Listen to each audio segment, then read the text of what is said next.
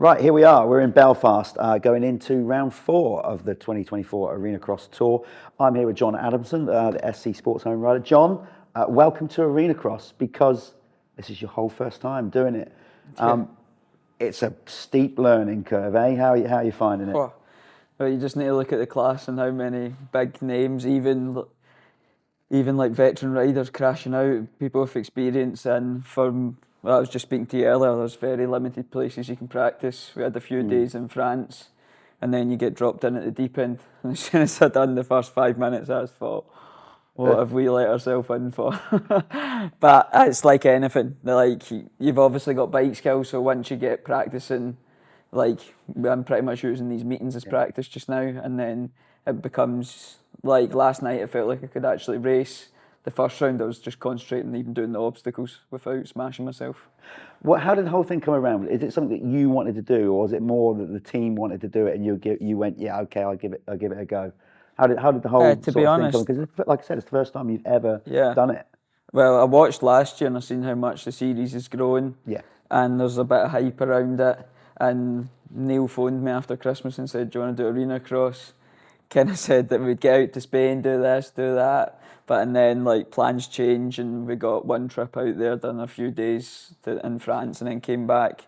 But it was more, obviously the team goes and does motocross training in America. Yeah. So I had that option, or come to Belfast in the freezing cold. And to be honest, I just wanted to try new things. I went with Charlie and done a few days, and I really enjoyed it. And I thought it was fun. And I think, growing the series, I think people come into it if they just come along and try it and don't expect to do anything, because I think I expected to do stuff at the first round, and the first 2 laps I realised I'm not doing niche. But you hold on though. Let's rewind a bit, because you said, I remember talking to you at Manchester, and we were saying about how I was going around asking all the guys what they thought of the track for round 1. And someone was saying, like, oh, okay, it's maybe, it's a bit difficult. Maybe it should have been a bit tamed down for round 1. You've never done Arenacross before. You told me, you're like, nah, you got to learn it. It is what it is. Like, I hate that attitude that happens with motocross, where it's like, some kids crashed in this jump, I will tame it down.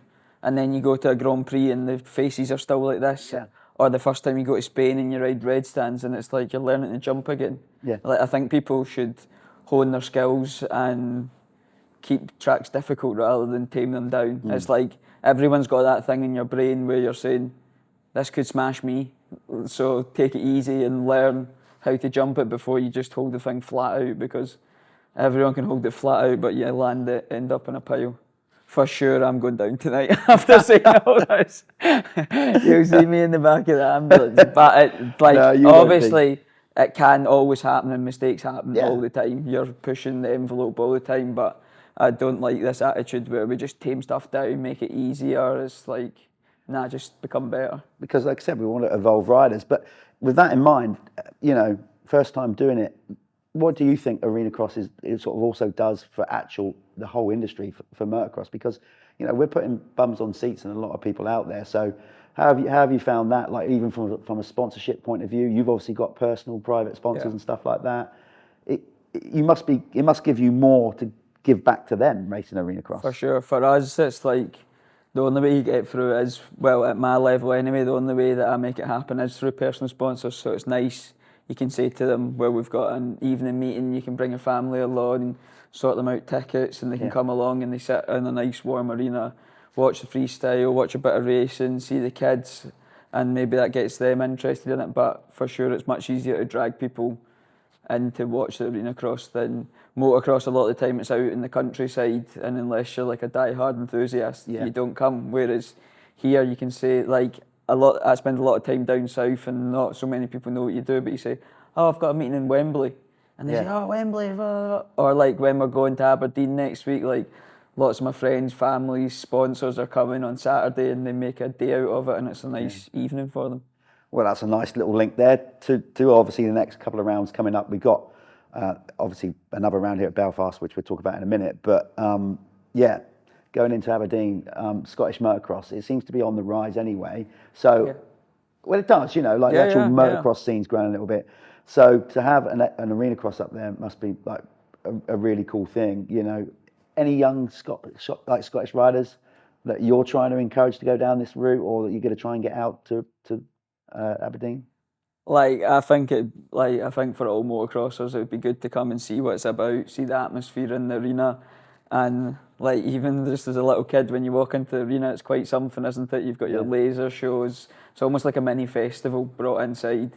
So any of the motocrossers there, I think, come along, see what it's all about, and like we have got nothing like this to practice. Yeah. But if they've just got it in their mind when they come along and get a bit of track time and find their feet, it's like a lot of people know how to ride a bike. They've got that skill set. As long as you don't go crazy, it's like anything. It's as dangerous as you want to make it. There's a good scene up there. That's what I mean. There's a lot of people racing dirt bikes in Scottish Scotland. motocross is definitely on the rise. Like Johnny, JDH has started the Scottish Motocross Championship. Brilliant prize money. He's a world-renowned track builder. He's up there. When you go there, he's got it all fenced off, all the banners up. It just feels like a big meeting. Yeah. Runs perfectly. Get a bit of money in your pocket. Eat some haggis. Eat some haggis. Happy So days. that's what we need. So we need to keep making sure that people in Scotland like embrace the AX and come out. So we can keep filling up the arena up there. For sure. Like I think I've been guilty. And you're responsible. I've been guilty of it as well. You watch on the TV and you think, oh, I'd triple that.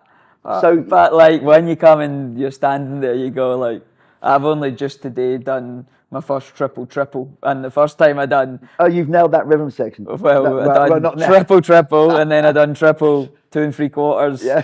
And my feet were numb, and I thought, not for me. Like I'll wait until I'm more comfortable. So that's an interesting that you say that as a rider. Now you've done it. So you think again, by actually seeing it with your own eyes, Arenacross has to be. You've got to see the show. Ah, for sure. It's the same in the AMA as well. You watch that, and everyone is at such a high skill level that it's like anything. They make it look so easy, but once you're there and you see, it's like sometimes you forget as riders on those bikes and what the consequences are, and you just need to look at the riders list of how many are going out with like Nev and Hostel, his foot all in cast. It's like highly skilled riders it has big consequences when you get it wrong. So. But as you've heard me say out there on the arena floor, that's what makes it exciting. Well, it's what makes it exciting, and none of us are forcing you to do it. You love what you do. So let's go back very quickly and wrap this thing up. So Manchester, if you had to rate your first ever experience and how you performed between 1 and 10 racing at AX, what number would you give that? 10 being the highest. Like a 2 or a 3. You're being harsh on yourself there, I think. You reckon? So you was expecting more? We done literally done 2 days in France. Yeah. And this like brick hard pack, and I thought, this is fine, whatever. And then you get there and it's rutted out. It seemed like everything was closer together, and I just struggled. Okay, so that was that. But okay, last night was I saw improvement. Do you feel big improvement? Yeah. Probably give last night a 4 or a 5. Yeah, so we're on the up. Push about out of 5.